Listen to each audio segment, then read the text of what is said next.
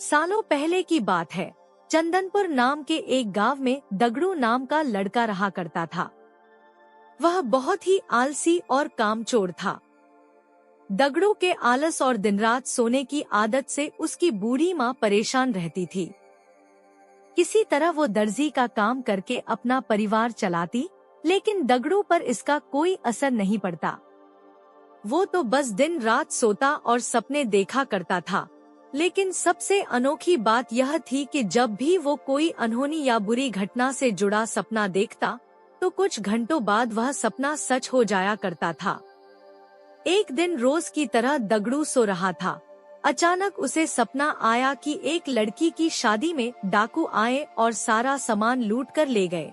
जैसे ही सुबह हुई, उस आलसी लड़के को सपने में दिखी लड़की अपने घर में नजर आई।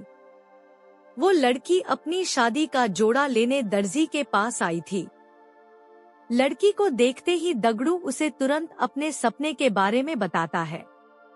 लड़की परेशान होकर घर जाती है और घर वालों को सारी बात बताती है। सब लोग सपने की बात सुन तो लेते हैं, लेकिन उस पर विश्वास नहीं करते और कुछ ही घंटों बाद लुटेरे शादी का घर और बारातियों को लूट कर चले जाते हैं। इस घटना से गुस्सा होकर लोग दगड़ू की पिटाई कर देते हैं और उस पर लुटेरों के साथ मिले होने का आरोप लगाते हैं। इसके बाद दगड़ू को कुछ दिनों बाद एक और सपना आता है। इस बार दगड़ू अपनी ही पड़ोस की चौधराइन के नए मकान में आग लगने का सपना देखता है। दोपहर के समय जब वो आलसी लड़का घर से बाहर निकलता है, तो उसे चौधराइन मोहल्ले में नए घर की खुशी में मिठाई बांटती और लोगों को गृह प्रवेश समारोह में न्योता देती नजर आती है। महिला को देखते ही उसके पास दगड़ू भागा चला जाता है और उसे अपने सपने के बारे में सब कुछ बता देता है। महिला दगड़ू पर नाराज होकर वहां से चली जाती है, लेकिन समारोह से पहले घर को आग से बचाने का पूरा बंदोबस्त कर लेती है। लेकिन फिर भी दगड़ू का सपना सच हो जाता है और चौधराइन का घर जलकर राख हो जाता है। ऐसा सालों तक चलता जाता है। हर बार दगड़ू बुरा सपना देखते ही लोगों को सतर्क करने के लिए पहुंच जाता, लेकिन आखिर में उसे ही लोगों के गुस्से का शिकार होना पड़ता। इससे तंग आकर दगड़ू गांव छोड़ने का फैसला लेता है। वो गांव से दूर एक दूसरे राज्य में चला जाता है। यहाँ अपना पेट पालने के लिए दगड़ू नौकरी ढूंढने लगता है।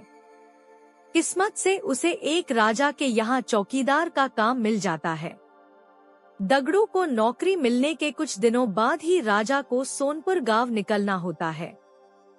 सोनपुर जाने से एक दिन पहले की रात दगड़ू को सपना आता है कि सोनपुर गांव में भयानक भूकंप आया और वहां कोई भी जिंदा नहीं बचा। जैसे ही सुबह राजा की सवारी सोनपुर की तरफ रवाना होने लगती है, तो दगड़ू फटाफट राजा के रथ के पास पहुंचकर उन्हें अपने सपने के बारे में बताता है और उन्हें सोनपुर जाने से रोक लेता है। अगले ही दिन राजा के पास समाचार पहुंचता है कि उस गांव में भूकंप आने के बाद कोई भी जिंदा नहीं बचा। पूरा गांव श्मशान में तब्दील हो गया।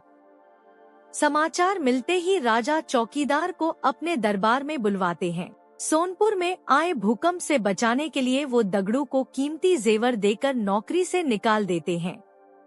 इतनी कहानी सुनाकर बेताल चुप हो जाता है। कुछ देर बाद वो राजा विक्रम से पूछता है, बताओ, दगड़ू को उपहार देने के बाद नौकरी से क्यों निकाल दिया गया? सवाल सुनते ही राजा विक्रमादित्य जवाब देते हैं कि उसे जेवर राजा की जान बचाने के लिए दिए गए और चौकीदारी करते समय सोने के लिए उसे नौकरी से निकाल दिया गया। अपने सवाल का जवाब मिलते ही बेताल दोबारा से उड़कर घनघोर जंगल में जाकर किसी पेड़ में बैठ जाता है और विक्रमादित्य दोबारा उसकी खोज में निकल जाते हैं। कहानी से सीख। इस कहानी से दो सीख मिलती है। पहली, काम के प्रति लापरवाही नहीं बरतनी चाहिए, वरना परिणाम गंभीर हो सकते हैं। दूसरी, किसी का भला करने पर अगर बुराई या फटकार मिल रही हो, तो भी भलाई करने का रास्ता नहीं छोड़ना चाहिए, क्योंकि कभी ना कभी अच्छे कर्म का फल जरूर मिलता है।